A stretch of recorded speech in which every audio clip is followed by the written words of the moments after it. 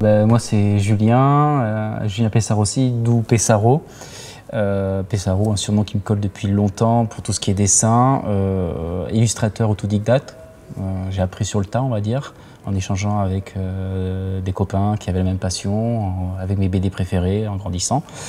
J'ai connu Rochefort en bulle via la BD, mais aussi via le cosplay. Et donc, depuis que j'ai connu, je reviens régulièrement. C'est vraiment une passion, hein. C'est-à-dire que j'en ai pas fait mon activité principale justement parce que j'avais peur que ça me gâche un peu la passion. Donc c'est vraiment quelque chose que je fais à côté et au gré des envies, des idées folles qui passent par la tête. J'ai essayé plein de choses en fait. Je marche vraiment au coup de cœur et à l'envie, donc j'ai essayé de faire de la BD forcément. BD que je n'ai jamais publié. C'était vraiment pour moi, pour mes proches, un peu sur les réseaux, dans des styles très différents et plus pour le challenge. Et après, je fais de l'illustration, pareil, par coup de cœur, pour exprimer mes envies, sur des idées qui m'intéressent, qui m'inspirent. Et après, des commandes, ça m'arrive, les gens me demandent. Ce que j'ai beaucoup en ce moment, c'est des demandes pour des bannières Twitch, des avatars, tout ça, pour les réseaux sociaux. Et après, en convention, ce que je fais le plus, c'est des portraits.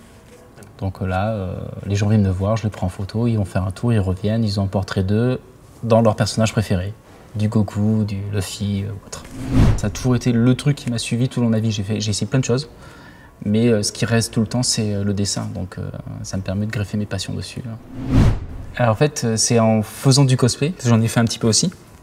J'ai vu qu'il y avait beaucoup de gens qui regardaient avec admiration le cosplay, mais ils n'avaient pas forcément soit l'envie de se lancer là-dedans, parce que ça peut être chronophage, ni le temps ou les moyens d'investir dans un cosplay. Mais je me suis dit, pourquoi pas leur donner l'opportunité d'être en cosplay moyen de tourner. Donc du coup, je me suis lancé comme ça sur une convention. Et en un week-end, après avoir fait 200 à 250 portraits, j'ai vu que ça plaisait. J'étais un peu fatigué, mais ça a plu, donc j'ai continué.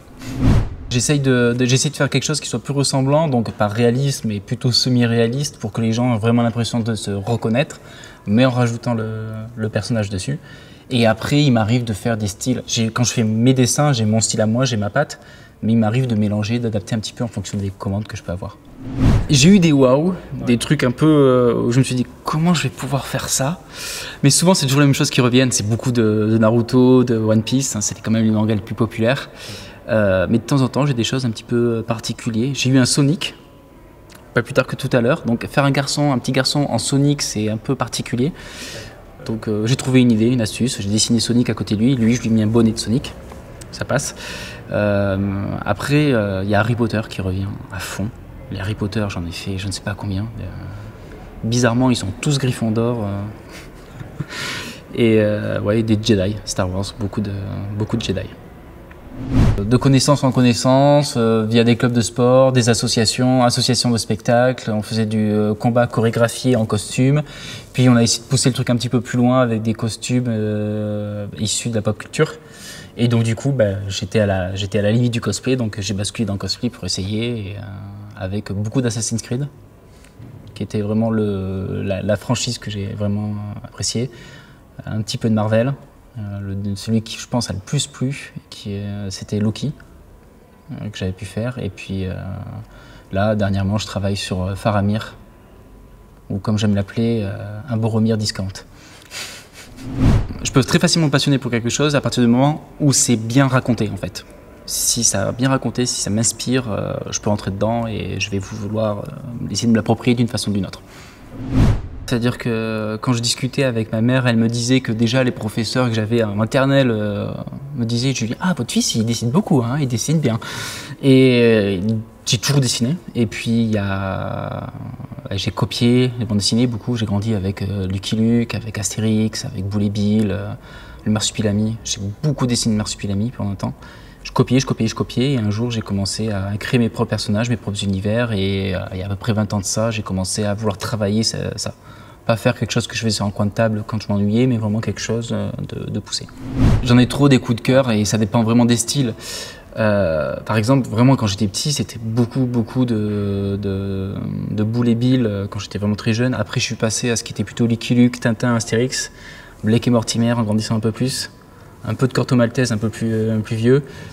Donc ouais, un gagner en maturité, chercher des œuvres avec un peu plus de maturité. Et puis en parallèle, à l'adolescence, forcément, je suis tombé dans le manga.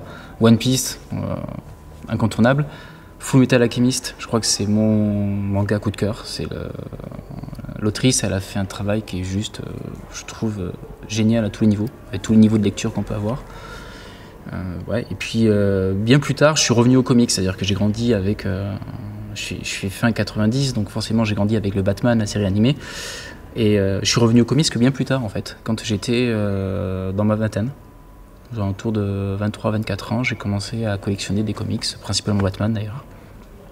Donc j'ai essayé de taper dans tous les styles, avec un peu de BD anglaise au passage, avec des trucs du genre les Bunny Suicide, qui est quelque chose d'assez particulier, un humour un peu particulier, british, à voir. Et puis j'essaie aussi d'infuser tout ce que j'aime, c'est-à-dire donc le Seigneur des Anneaux, avec la fantasy, Tim Burton, tous les univers Tim Burton, ça a beaucoup inspiré un travail de BD que j'ai fait, de BD muette, avec un personnage que j'ai appelé Rouge, qui a des cheveux rouges et qui est dans un monde qui est tout en monochrome.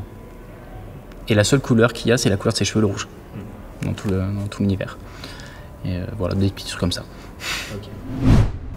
Pendant un temps, j'ai voulu me mettre un projet, un objectif, et après, je me suis rendu compte que j'ai pas non plus cette motivation-là. Ma motivation, c'est vraiment faire plaisir. Donc du coup, me faire plaisir à moi, faire plaisir à mes proches, à mon entourage, et puis faire plaisir aux gens, tout simplement. C'est pour ça que faire les portraits, par exemple, c'est ce qui m'éclate le plus.